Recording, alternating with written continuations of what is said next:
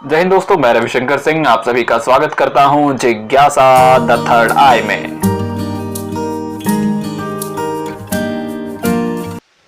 उपस्थित हूं आपके सामने रश्मिरथी के तृतीय सर्ग के एक और भाग की व्याख्या लेकर, जिसका शीर्षक हमने पहले ही दे रखा है कर्ण का उत्तर। इसी कड़ी में आज यह तीसरी वीडियो है, यानी कर्ण के उत्तर की तीसरी वीडियो, जिसमें हम जानेंगे कर्ण किस प्रकार अपनी बातें कृष्ण के सामने रख रहे हैं। तो पहले आप कविता का आनंद उठाइए, फिर हम इसकी व्याख्या देखते हैं। धर्माधिराज का ज्येष्ठ बनूं, भारत में सबसे श्रेष्ठ बनूं, कुल की पोशाक पहन करके सिर उठा चलूं कुछ तन करके, इस झूठ मूठ में रस क्या है, केशव यह सुयश सुयश क्या है, केशव यह सुयश सुयश क्या है। पिछली वीडियो हमने यहीं समाप्त की थी, अब यहीं से अगली वीडियो शुरू करते हैं।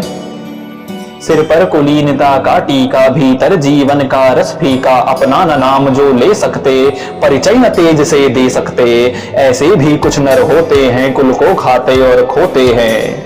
विक्रमी पुरुष लेकिन सिर पर चलता न छत्र पुरखों का धर, अपना बल तेज जगाता है, सम्मान जगत से पाता है, सब उसे देख ललचाते हैं, कर विविध यत्न अपनाते हैं। कुल गोत्र नहीं साधन मेरा, पुरुषार्थ एक बस धन मेरा, कुल ने तो मुझको फेंक दिया, मैंने हिम्मत से काम लिया। अब वंश चकित भरमाया है, खुद मुझे खोजने आया है, लेकिन मैं लौट चलूंगा क्या, अपने प्रण से विचलूंगा क्या। रण में कुरुपति का विजय वरण, या पार्थ हाथ कर्ण का मरण। हे कृष्ण यही मति मेरी है, तीसरी नहीं गति मेरी है। मैत्री की बड़ी सुखद छाया, शीतल हो जाती है काया। धिक्कार योग्य होगा वह नर, जो पाकर भी ऐसा तरुवर हो अलग खड़ा कटवाता है, खुद आप नहीं कट जाता है। जिस नर की बाह गही मैंने, जिस तरु की छाह गही मैंने, उस पर न वार चलने दूंगा, कैसे कुठार चलने दूंगा। जीते जी उसे बचाऊंगा, या आप स्वयं कट जाऊंगा। मित्रता बड़ा अनमोल रतन, कब इसे तोल सकता है धन। धरती की तो है क्या बिसात, आ जाए अगर बैकुंठ हाथ, उसको भी न्योछावर कर दूं, कुरुपति के चरणों पर धर दूं। सिर लिए स्कंध पर चलता हूं, उस दिन के लिए मचलता हूं। यदि चले वज्र दुर्योधन पर, ले लूं बढ़कर अपने ऊपर, कटवा दूं उसके लिए गला, चाहिए मुझे क्या और भला। सम्राट बनेंगे धर्मराज, या पाएगा कुरुराज ताज। सम्राट बनेंगे धर्मराज, या पाएगा कुरुराज ताज। लड़ना भर मेरा काम रहा, दुर्योधन का संग्राम रहा। मुझको न कहीं कुछ पाना है, केवल ऋण मात्र चुकाना है। कुरुराज्य चाहता मैं कब हूं, साम्राज्य चाहता मैं कब हूं। क्या नहीं आपने भी जाना, मुझको न आज तक पहचाना। जीवन का मूल्य समझता हूं, धन को मैं धूल समझता हूं। धनराशि जोगना लक्ष्य नहीं, धनराशि जोगना लक्ष्य नहीं, साम्राज्य भोगना लक्ष्य नहीं। भुजबल से कर संसार विजय, अगणित समृद्धियों का संचय। दे दिया मित्र दुर्योधन को, तृष्णा छू भी न सकी मन को। वैभव विलास की चाह नहीं, अपनी कोई परवाह नहीं। बस यही चाहता हूं केवल, दान की देव सरिता निर्मल। करतल से झरती रहे सदा, निर्धन को भरती रहे सदा। तुच्छ है राज्य क्या है केशव, तुच्छ है राज्य क्या है केशव। पाता क्या नर कर प्राप्त विभव, चिंता प्रभूत अत्यल्प हास। कुछ चाक चिक्के कुछ क्षण विलास, पर वह भी यहीं गवाना है, कुछ साथ नहीं ले जाना है। पर वह भी यहीं गवाना है, कुछ साथ नहीं ले जाना है, कुछ साथ नहीं ले जाना है। तो यह तो थी कविता, अब इसकी व्याख्या देख ली जाए। तो कर्ण कहते हैं कि जिस परिवार ने प्रारंभ से ही मुझे नहीं अपनाया, मुझे कभी अपने परिवार का हिस्सा नहीं माना, अब उस परिवार की कुलीनता का रस मेरे लिए फीका सा है। कुछ लोग इस संसार में ऐसे भी होते हैं जो अपने कुल और वंश का परिचय गौरव के साथ नहीं दे सकते। उन्हीं लोगों को दुर्भाग्यवश अपना कुल खोना पड़ता है, परंतु जो स्वयं विक्रमी पुरुष होते हैं, वीर पुरुष होते हैं, उनके लिए पूर्वजों का छत्र अथवा वंश का गौरव व्यर्थ ही होता है, क्योंकि वह अपने बल और तेज से संसार में सम्मान अर्जित कर सकते हैं। ऐसे वीर को सभी अपने साथ मिलाने के लिए लालायित रहते हैं। मेरा वंश और मेरा गोत्र मेरी पहचान नहीं है, केवल मेरा परिश्रम और पुरुषार्थ ही मेरी पहचान है, मेरा धन है, मेरा संचय है। क्योंकि मेरे कुल ने तो मेरे को जन्म लेते ही फेंक दिया था, त्याग दिया था, छोड़ दिया था, परंतु मैंने हिम्मत से काम लिया। आज जब मैं श्रेष्ठ धनुर्धर बन चुका हूं तो वही कुल अपने स्वार्थ के लिए मुझे खोजने चला आया है।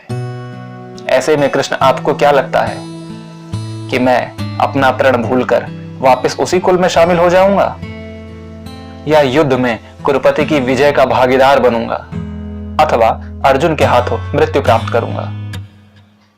इन्हीं में से कोई एक मेरा भाग्य होगा, कोई एक मेरी गति होगी। अपना निर्णय सुनाते हुए कर्ण कृष्ण से कहते हैं कि मित्रता जीवन का सबसे सुखद धन है, मित्रता जीवन की सबसे सुखद अनुभूति है।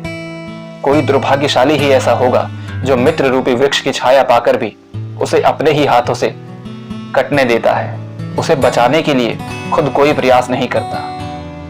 परंतु मैंने जिस मित्र रूपी वृक्ष की छाया ग्रहण की है या हाथ पकड़ा है, उस पर कभी भी मैं कोई प्रहार अपने प्राण रहते तो नहीं होने दूंगा, अथवा उसकी जगह मैं कट जाऊं, मैं खुद ही मिट जाऊं, पर उस वृक्ष की रक्षा मैं अपनी अंतिम श्वास तक करूंगा। मित्रता ऐसा रत्न है जिसे धन के बराबर नहीं रखा जा सकता। धरती तो क्या, स्वर्ग भी अगर मुझे मिल जाए तो मैं उसे भी मित्र दुर्योधन पर न्यौछावर कर दूंगा। मैं तो अपना सिर हथेली पर लिए रखता हूं और उसी दिन का इंतजार कर रहा हूं कि यदि कोई प्रहार, कोई वज्र दुर्योधन पर चले तो उसे अपने ऊपर ले लो, दुर्योधन के लिए अपने प्राण न्यौछावर कर दूं। युधिष्ठिर राजा बने या दुर्योधन, मुझे इससे कोई सरोकार नहीं। मेरा काम तो सिर्फ दुर्योधन के पक्ष से युद्ध करना है मात्र है। इसमें मेरा कोई स्वार्थ नहीं। मैं इस युद्ध में अपना जीवन समर्पित कर दुर्योधन के ऋण से मुक्त होना चाहता हूं। मेरा मात्र यही लक्ष्य है कि मैं दुर्योधन के ऋण से मुक्त हो जाऊं और उसके लिए या तो विजयश्री लेकर आऊं या अपना कटा मस्तक लेकर आऊं। कृष्ण से कहते हैं कि हे प्रभु, क्या आप भी मुझे पहचान नहीं पाए कि मैं ना तो कुरुवंश का साम्राज्य चाहता हूं और ना ही अपने जीवन की रक्षा करना चाहता हूं, बल्कि मैं तो धन को धूल की तरह समझता हूं। धनराशि और साम्राज्य भोगना मेरे जीवन का लक्ष्य नहीं है और ना कभी था। अपनी शक्ति से कितनी ही समृद्धि अर्जित करके मैंने दुर्योधन को समर्पित कर दी और लालच की जरा सी भी रेखा मुझे नहीं छू गई। मुझे सांसारिक भोग विलास की इच्छा कभी नहीं रही, अपनी परवाह भी मैंने कभी नहीं की। मैं तो केवल यही चाहता हूं कि मेरे हाथों से निर्धन लोगों के लिए धन दान में जाता रहे, जरूरतमंदों की मदद होती रहे। केवल जिन्हें सहारे की आवश्यकता है उन्हें सहारा मिलता रहे। यह राज्य का सुख तो क्षणिक और तुच्छ है। इस वैभव को प्राप्त कर मनुष्य वास्तव में चिंताओं से युक्त स्वामित्व, क्षणिक खुशी, कुछ चकाचौंध और कुछ क्षण का भौतिक सुख ही पाता है। परंतु यह सब भी तो यहीं छोड़कर चले जाना है, कुछ भी साथ नहीं ले जाना है। यूं भी कई विद्वानों ने कहा है कि कफन में जेबें नहीं होती, तो कर्ण उसी बात को दोहरा रहे हैं और कहते हैं कि अंतिम समय में तो सभी को मर जाना है और मरने के बाद कौन इस धनराशि को अपने साथ लेकर जाने वाला है। ऐसे में धनराशि, साम्राज्य या राज्य की इच्छा करना, केवल उसके लिए जीना मेरे लिए एक तुच्छ सी चीज है। मैं इसे कोई महत्वपूर्ण वस्तु नहीं मान सकता और ना यह कभी मेरे जीवन में कोई महत्वपूर्ण स्थान ग्रहण कर सकती है। मुझे धन की इच्छा होगी तो मैं अपने भुजबल से अर्जित कर सकता हूं, मुझे किसी के दान में मिले हुए धन की आवश्यकता नहीं है। तो आज के लिए बस इतना ही। फिर मिलते हैं कर्ण का उत्तर के चौथे भाग में।